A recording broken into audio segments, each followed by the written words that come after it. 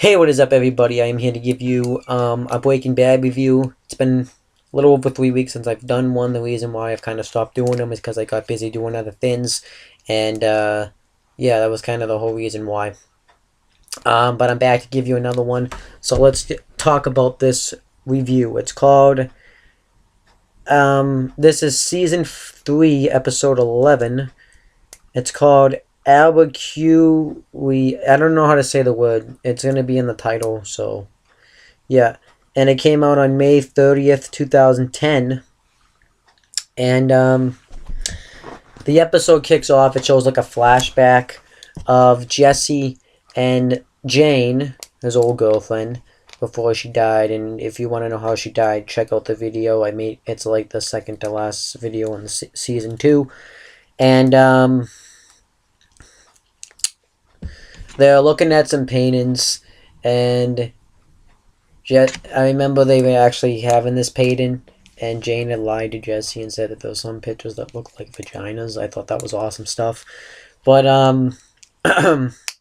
they talk about how this person, I forget her name off the top of my head, would paint these pictures of her painting the same thing like a door, and she would paint them over and over and over again. And Jesse thinks that it's ridiculous, and this is kind of an ongoing thing that they talk about. And Jane says the reason that she painted it is because it's something that was important to her. It's something that made her feel influenced. And she talks about how it's not the same thing every time. She paints it a different way.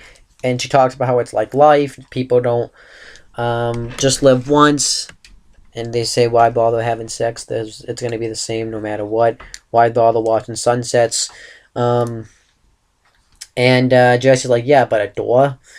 So then they talk about how not everything's perfect. So then Jesse kisses her, and they say, well, not everything's perfect. So then that was kind of it. I thought it was a good opening because then it cut to the theme song right afterwards. I thought it was a nice way to open it. And then afterwards, Hank is trying to learn how to walk in the hospital, and he can't really do it. He can't even take the first step because it hurts so bad. So then Walter Jr. says, Hank, the sooner you walk, the sooner you'll get out of here. And then he goes off on him and says, don't you have any other friends you can go with? And I think he was just pissed off. So he didn't mean to come on to Walter Jr. like that.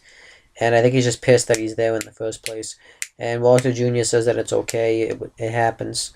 And then Marie hands Skylar her first paycheck, her first bill, and that's probably a lot of money, and they're gonna start coming weekly. We find out. So then I'm just gonna kind of cover everything all at once. So then Walter has dinner with Skylar and Walter Jr. And Walter Jr. is telling him because he's almost ready to get his license. He's about to enter 6 months. And he's discussing about what kind of car he wants. So then Walter gives her the check for the bill for Hank and Marie. And Skylar wants to make sure that this is legal stuff, that it's unreachable. Walter says that it is, but he won't tell her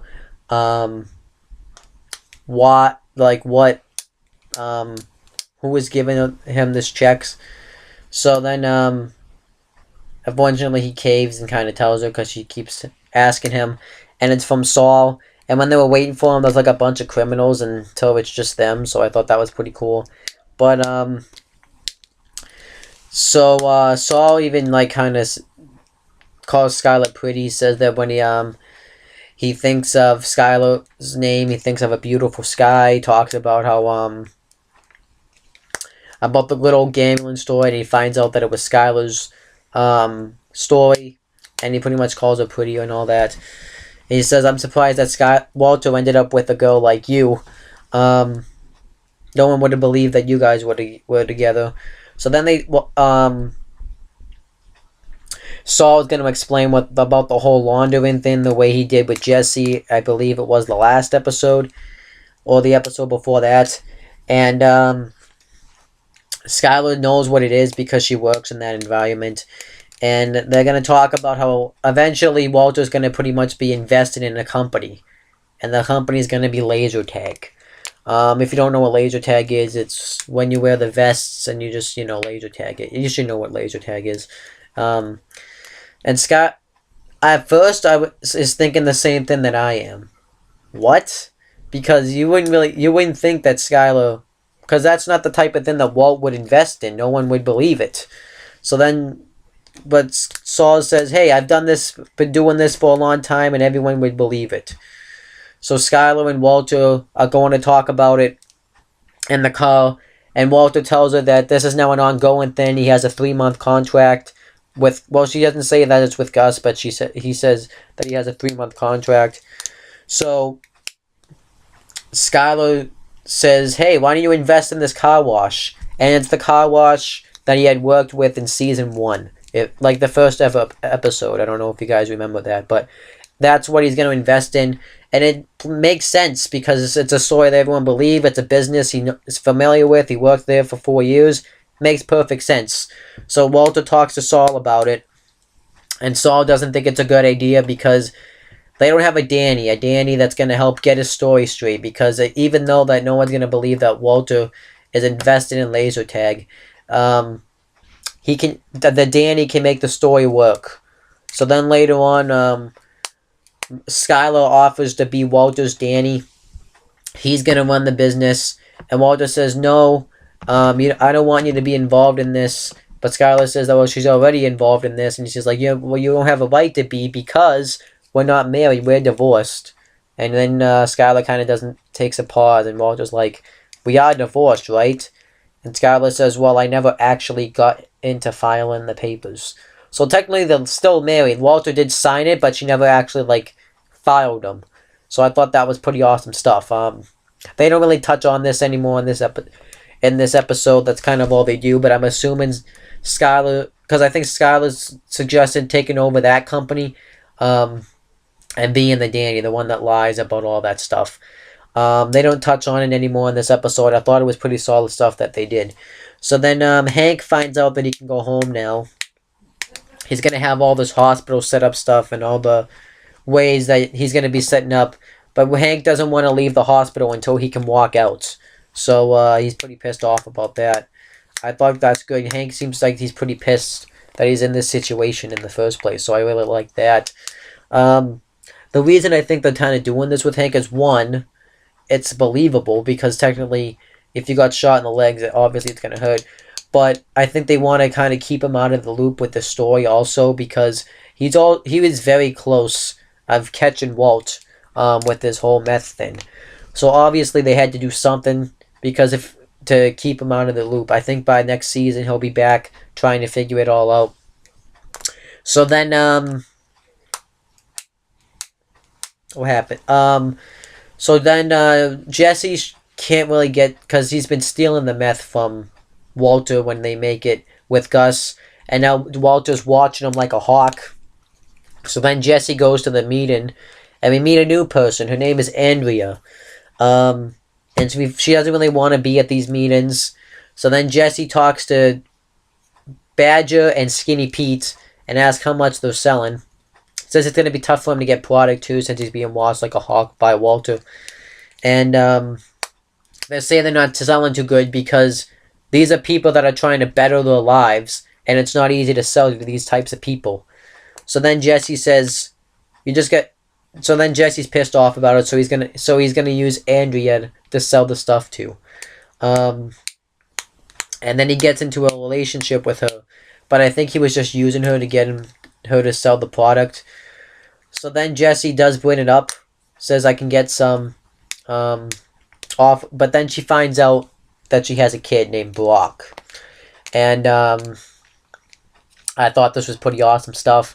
He comes in, and he's like 6 years old, and he meets Jesse. They seem all cool with each other. Jesse ends up doing it later on, this magic trick. Well, first he does like the 2 fingers thing where you would go like this. I actually meant to use this finger, but whatever. But he does another one where he takes a straw and he puts water in it, and then he drips the water, and the wrapper kind of absorbs the water. I thought that was pretty cool. And he mentions what's his name? I forget his name off the top of my head. Domaz, I think his name is. Thomas, but he said Tomaz. That's how he said it. So it's Tomaz. And Andrea's like, don't mention that name. And Jesse's now in a relationship, and and later on, Andrea wants to get in on the meth, but Jesse gets pissed about this and's like, wait, what kind of mother are you? You're gonna get high with a kid? Because Jesse is pissed now that she wants to, because he finds out that she has a kid. So then she says, what kind of mother are you? Now, I'm not an expert on this, but I don't think you insult someone's mothering skills. Like, you don't insult a mother's ways of being a mother, if that makes sense. So then she gets pissed about it and says, nobody tells me how to raise my kid, because I would do anything for my kid. I'm not going to let what happened to Brock happen to Tomaz. So then Jesse apologizes, says that that he was out of line. He should have said that, and I don't know what you've been through. So then we find out who Tomaz is. Apparently he was with this gang, because this whole neighborhood's run by gangs, all types of gangs, the drug dealers, all that. And we found out Tomaz had no father, so he was with these gangs, and as an initiation, he had to kill someone. She pretty much talks about Combo's death, but she doesn't necessarily know who Combo is. That's who Tomaz is. He's that little kid that ended up killing Combo. I actually marked out when I heard about that. And Jesse, when she describes it, Jesse, I think, figures out that it was Combo that she was talking about. So Jesse, I think, is kind of petrified about this, because later on when he goes to make the meth with Walter, Walter has to tell him to put his mask on because he forgot. And then Walter gets a call to go meet Gus for dinner. And Walter thinks it's weird they invited him there. But Gus thinks that they should, since they're working together, they should, like, be, like, friends or something. And he gives Walter some advice, since he's going to become a very rich man. He says not to make the same mistake twice. I thought that was pretty good advice. So then later on, Jesse goes to visit Tomaz, and he wants to buy some meth. He charges him $300 for a tenth of it, though. That's, I think, a little bit much. That's not even that much, I don't think. So then these two guys pull up, and they take his money, and Tomaz gives the meth. And we find out that it's the blue one, the ones that they've been making. So we find out that these people are working for Gus. So that is not a good thing. That means pretty much, I think Jesse finds out that Gus is not a good person, which he isn't. And then that was the end of the episode.